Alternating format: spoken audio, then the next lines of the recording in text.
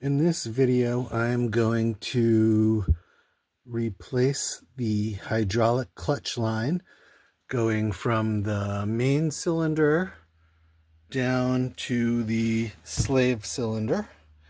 I'm also going to rebuild the slave cylinder.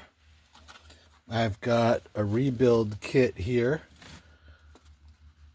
This is made in Japan. You can get these online pretty easily.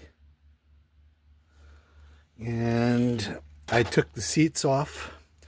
Then I loosened up the gas tank, but I actually don't have to remove the tank.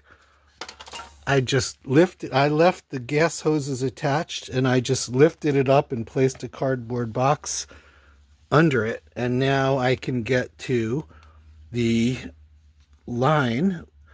It's rubber up here, and then right here it turns to steel and runs really neatly along the frame. You can see the high quality of these mid-80s Hondas right down and connects here to a short rubber piece. I'm just going to replace that entire thing with a braided steel brake line. I was trying to get the old hydraulic clutch line out in one piece, but right through here I had to cut it right about there to get it to pull out through the frame here. But luckily I drained it all out, so no brake fluid leaked out.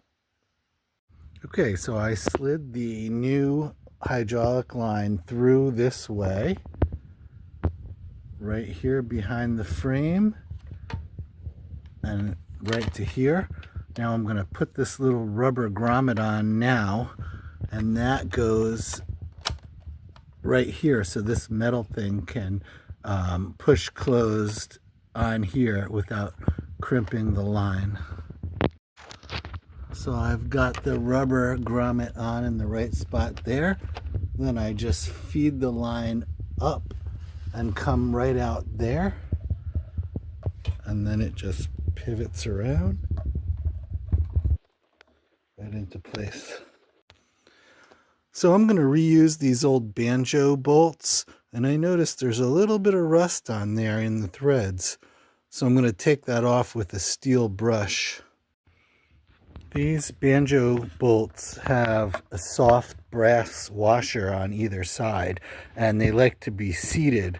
So what I do is I put it on about hand tight, and then I work it back and forth a little bit, and then I tighten it up a very slight amount, and then I work it back and forth a little bit. And I do that 2 or 3 times before I finally tighten it down, and that works in the soft metal so you don't have any leaks. So I've got the hydraulic clutch line in place, just loose.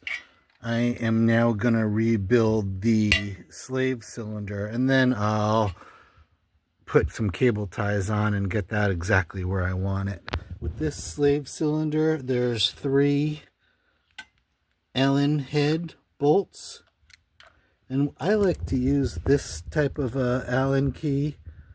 I can put it right in there and then gently tap straight in with a hammer, and then take it off with a wrench. So I pulled the 3 Allen bolts out, and now I've got the slave cylinder here, and you can see some of the hydraulic brake fluid leaked out of the slave cylinder and into this cavity here. This presses on the clutch, and then this is just all dirty, leaked out fluid in there. So we're going to rebuild this piece here, and this seal right here is the one that usually leaks, and they give you that in the kit. So I used a hook like this to pull that seal out, and then I blew air in through where the fluid goes, and this just popped right out.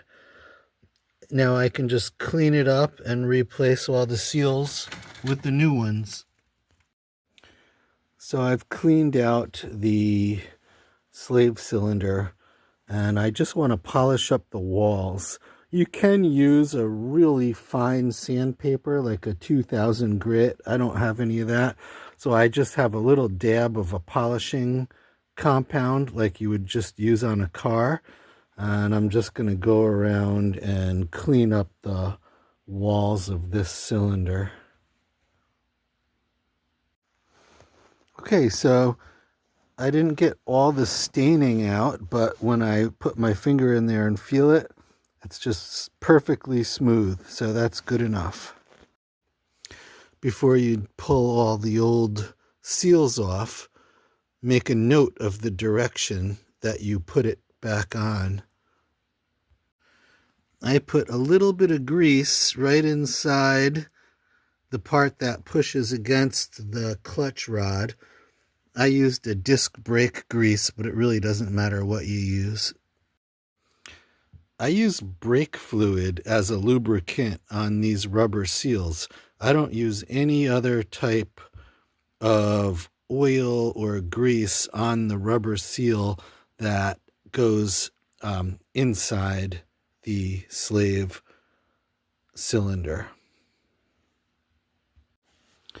So pushing the cylinder back in, it gets into about this point. Now I want to be careful not to invert the seal when I put it back in.